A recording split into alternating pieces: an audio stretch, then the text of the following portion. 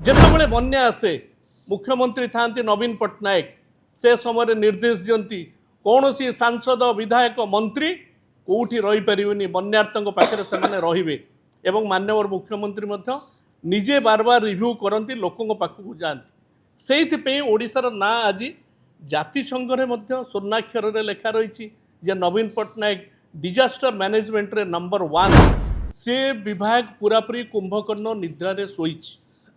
ଶାଳନ୍ଦୀ ଠାରୁ ଆରମ୍ଭ କରି ବିଜୁ ଜନତା ଦଳର ନେତ୍ରୀ କେବଳ ନୁହନ୍ତି ସେ ହେଉଛନ୍ତି ଆମର ବିଧାନସଭାର ବରିଷ୍ଠ ପିଏସି ଚେୟାରମ୍ୟାନ୍ ସେ ମଧ୍ୟ ଆଜି ଅଭିଯୋଗ କରିଛନ୍ତି ଯେ ଯନ୍ତ୍ରୀଙ୍କ ଯୋଗୁଁ ଜଳସମ୍ପଦ ବିଭାଗର ଏଠି କିନ୍ତୁ ଲୋକ ବନ୍ୟାରେ ପଡ଼ିକିରି ଛଟପଟ ହେଉଛନ୍ତି 2 ଦିନ ଯାକ ସେଇଥିରେ ଚାଲିଗଲା।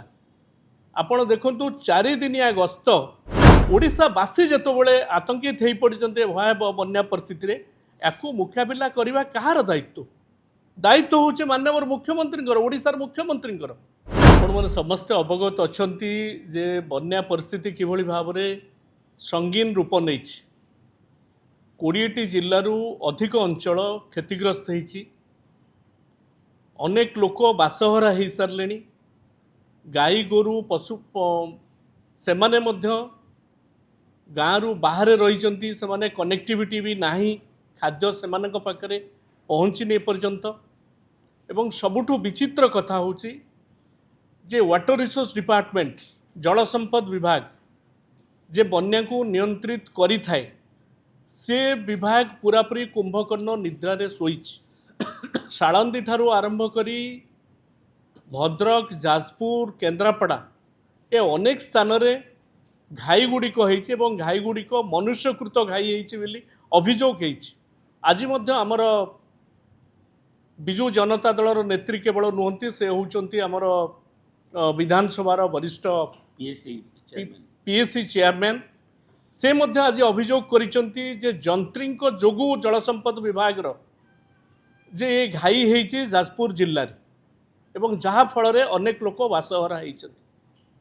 ଏଭଳି ଯେତେବେଳେ ସଙ୍ଗୀନ ପରିସ୍ଥିତି ସାରା ଓଡ଼ିଶାରେ ଦେଖାଦେଇଛି ବନ୍ୟାରେ ଉବୁଟୁବୁ ହେଉଛନ୍ତି ସାଧାରଣ ଜନତା ଯେତେବେଳେ ଆତଙ୍କିତ ହୋଇପଡ଼ିଛନ୍ତି ସେ ସମୟରେ ସବୁଠୁ ଦୁଃଖ ଏବଂ ଆଶ୍ଚର୍ଯ୍ୟର କଥା ଯେ ଲୋକଙ୍କ ନେତା ବୋଲଉଥିବା ଲୋକଙ୍କ ସରକାରର ମୁଖିଆ ମାନ୍ୟବର ମୁଖ୍ୟମନ୍ତ୍ରୀ ଲୋକ ଯିଏକି ଜଳସମ୍ପଦ ବିଭାଗର ଦାୟିତ୍ୱରେ ଅଛନ୍ତି କେବଳ ଜଳସମ୍ପଦ ବିଭାଗ ନୁହଁ ସାରା ଓଡ଼ିଶା ଲୋକଙ୍କ ଦାୟିତ୍ୱରେ ଯେ ଅଛନ୍ତି ସବୁବେଳେ ଡିମଡିମ ପଡ଼ୁଛନ୍ତି ଆମେ ହେଉଛୁ ଲୋକଙ୍କ ନେତା ଲୋକଙ୍କ ସରକାର ଚାଲିଛି ସେ ବର୍ତ୍ତମାନ ଦିଲ୍ଲୀରେ ଅଛନ୍ତି ବନ୍ୟା ପାଣି ପଶିଲା ଗାଁରେ ଲୋକ ଛଟପଟ ହେଲେ ସେତେବେଳେ ମାନ୍ୟବର ମୁଖ୍ୟମନ୍ତ୍ରୀଙ୍କ ବିମାନ ଉଡ଼ିଲା ଲୋକଙ୍କ ନେତା ଦିଲ୍ଲୀକି ଦିଲ୍ଲୀରେ କ'ଣ କରୁଛନ୍ତି ପ୍ରଥମ ଦିନ ଜଣେ ସାଂସଦଙ୍କ ଘରେ ଭୋଜି ହେଲା ସେ ଭୋଜିରେ କେଉଁମାନେ ଯେଉଁମାନେ ବନ୍ୟା ପରିସ୍ଥିତି ଦେଖିବା କଥା ଲୋକଙ୍କ ସାଂସଦ ଲୋକମାନେ ଯେଉଁମାନଙ୍କୁ ପଠେଇଥିଲେ ଯେ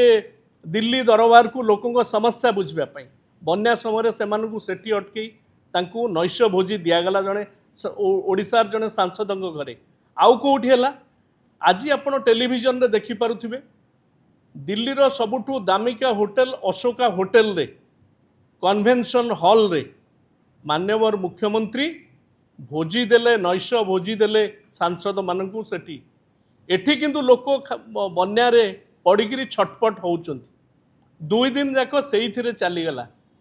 ଆପଣ ଦେଖନ୍ତୁ 4 ଦିନିଆ ଗସ୍ତ ସେ କଥା ମଧ୍ୟ ଗଣମାଧ୍ୟମ ପଚାରୁଛି ତାଙ୍କ ଦଳରେ କ'ଣ ହେଉଛି ଆମେ ସେ କଥା ବୁଝିବା ପାଇଁ ଚାହୁଁନୁ କିଏ ଆସିଲେ ତାଙ୍କୁ ସମ୍ବର୍ଦ୍ଧନା ଦିଆହେଉଛି ପଦପଦବୀରୁ ଚାଲିଗଲେ କିମ୍ବା କାହାକୁ ବିଦା କରିଦେଇକିରି କିଏ ଦିଲ୍ଲୀରେ ଯାଇ ଭୋଜି କରୁଛନ୍ତି ସେ ସମ୍ପର୍କରେ ଆମେ ଆଲୋଚନା କରିବା ପାଇଁ ଆଜି ଚାହୁଁନୁ କିନ୍ତୁ ଓଡ଼ିଶାବାସୀ ଯେତେବେଳେ ଆତଙ୍କିତ ହୋଇପଡ଼ିଛନ୍ତି ଭୟାବହ ବନ୍ୟା ପରିସ୍ଥିତିରେ ୟାକୁ ମୁକାବିଲା କରିବା କାହାର ଦାୟିତ୍ୱ? ଦାୟିତ୍ୱ ହେଉଛି ମାନ୍ୟବର ମୁଖ୍ୟମନ୍ତ୍ରୀଙ୍କର ଓଡ଼ିଶାର ମୁଖ୍ୟମନ୍ତ୍ରୀଙ୍କର। ଆଜ୍ଞା ମୋର ଆଜି ଗୋଟେ କଥା ମନେ ପଡ଼ିଯାଉଛି ରୋମ୍ ଯେତେବେଳେ ଜଳୁଥିଲା ନିରୋ ବଂଶୀ ବାଦନ କରୁଥିଲେ ଆଜି ଠିକ୍ ସେହି ଅବସ୍ଥା ଓଡ଼ିଶାରେ ଦେଖାଦେଇଛି। ଆଜି ଆପଣମାନଙ୍କୁ ଓଡ଼ିଶାବାସୀଙ୍କୁ ମୁଁ ମନେ ପକାଇ ଦେବା ପାଇଁ ଚାହୁଁଛି ଯେତେବେଳେ ବନ୍ୟା ଆସେ ମୁଖ୍ୟମନ୍ତ୍ରୀ ଥାନ୍ତି ନବୀନ ପଟ୍ଟନାୟକ ସେ ସମୟରେ ନିର୍ଦ୍ଦେଶ ଦିଅନ୍ତି କୌଣସି ସାଂସଦ ବିଧାୟକ ମନ୍ତ୍ରୀ କୋଉଠି ରହିପାରିବେନି ବନ୍ୟାର୍ଥଙ୍କ ପାଖରେ ସେମାନେ ରହିବେ ଏବଂ ମାନ୍ୟବର ମୁଖ୍ୟମନ୍ତ୍ରୀ ମଧ୍ୟ ନିଜେ ବାରବାର ରିଭ୍ୟୁ କରନ୍ତି ଲୋକଙ୍କ ପାଖକୁ ଯାଆନ୍ତି ସେଇଥିପାଇଁ ଓଡ଼ିଶାର ନାଁ ଆଜି ଜାତିସଂଘରେ ମଧ୍ୟ ସ୍ୱର୍ଣ୍ଣାକ୍ଷରରେ ଲେଖା ରହିଛି ଯେ ନବୀନ ପଟ୍ଟନାୟକ ଡିଜାଷ୍ଟର ମ୍ୟାନେଜମେଣ୍ଟରେ ନମ୍ବର 1। କିନ୍ତୁ ଆଜି ଓଡ଼ିଶାରେ ଯେତେବେଳେ ଏଡ଼େ ବଡ଼ ଡିଜାଷ୍ଟର ଦେଖା ଦେଇଛି, ଦେଖା ଦେଉଛି ମଧ୍ୟ, ତାକୁ ମନିଟରିଂ କରିବା ପାଇଁ କେହି ନାହାନ୍ତି ଆଜ୍ଞା। ମୁଁ କେନ୍ଦ୍ରାପଡ଼ା ଜିଲ୍ଲାରେ କହୁଛି, ପାଇକା ନଦୀବନ୍ଧ ଭାଙ୍ଗିବା ପାଇଁ ବସିଲାଣି। ଯନ୍ତ୍ରୀମାନେ କେଉଁଠି ବୁଲୁଛନ୍ତି ମୁଁ ଜାଣିନି। ବାବୁମାନେ ଯେଉଁମାନେ ସବୁ ଦଳୀୟ ନେତାମାନେ ସରକାରରେ ଅଛନ୍ତି, ସେମାନେ ସବୁ ଗୋଟେ ଗୋଟେ ଗେରୁଆ ଟାୱେଲ ପକେଇ ବନ୍ଧ ଜଗିବା ନାଁରେ ଇଞ୍ଜିନିୟର ମାନଙ୍କୁ ଧରିକିରି ବୁଲୁଛନ୍ତି, ଫଟୋ ଉଠାଉଛନ୍ତି। ଗାଈ ଗୋରୁମାନେ ଖାଇବା ପାଇଁ ପାଉନାହାନ୍ତି। ଏଭଳିଆ ଭଦ୍ରକ, ବାଲେଶ୍ୱରଠୁ ଆରମ୍ଭ କରି ଯାଜପୁରଠୁ ଆରମ୍ଭ କରି କେନ୍ଦ୍ରାପଡ଼ାରେ ଦେଖିବାକୁ ମିଳୁଛି। ତେଣୁ ଆମେ ଏ ଘଟଣାକୁ ତୀବ୍ର ନିନ୍ଦା କରୁଛୁ। ଲୋକଙ୍କ ମୁଖ୍ୟମନ୍ତ୍ରୀ କହୁଥିବା, ଲୋକଙ୍କ ସରକାର ବୋଲି ଡିଣ୍ଡିମ ପିଟୁଥିବା ଯେଉଁମାନେ ଦାୟିତ୍ୱରେ ଅଛନ୍ତି, ଟିକେ ତାଙ୍କ ନିଦ୍ରା ଭାଙ୍ଗୁ ଏବଂ ତୁରନ୍ତ ଏଥିରେ ହସ୍ତକ୍ଷେପ କରିକିରି ଏ କାର୍ଯ୍ୟକ୍ରମକୁ କିଭଳି ଭାବରେ ଲୋକଙ୍କ ପାଖରେ ସରକାର ଠିଆ ହେବ ସେ ବିଷୟରେ ଦେଖନ୍ତୁ। ଏବଂ ଜଳ ସମ୍ପଦ ବିଭାଗ ଯେଉଁ ଯନ୍ତ୍ରୀମାନେ ଅଛନ୍ତି ସେମାନେ ଟିକେ ଜାଗତିଆର ରୁହନ୍ତୁ। କୌଣସି ବୁଲେଟିନ୍ ନାହିଁ, ଲୋକଙ୍କୁ ସତର୍କତା ଦିଆହେଉନି, କୌଣସି ଜଣାଯାଉନି କ'ଣ ହେଉଛି। ମନୁଷ୍ୟକୃତ ଘାଇ ଗୁଡ଼ିକ ଗୋଟା ପରେ ଗୋଟା ଘଟିକିରି ଚାଲିଛି। ଏ ମୋଟାମୋଟି ଭାବରେ ଏ ଘଟଣାକୁ ଆମେ ତୀବ୍ର ନିନ୍ଦା କରୁଛୁ ଏବଂ ଆର ଆଶୁ ସମାଧାନ କରିବା ପାଇଁ ସରକାର ଏବଂ ମାନ୍ୟବର ମୁଖ୍ୟମନ୍ତ୍ରୀ ପଦକ୍ଷେପ ନିଅନ୍ତୁ। ଧନ୍ୟବାଦ।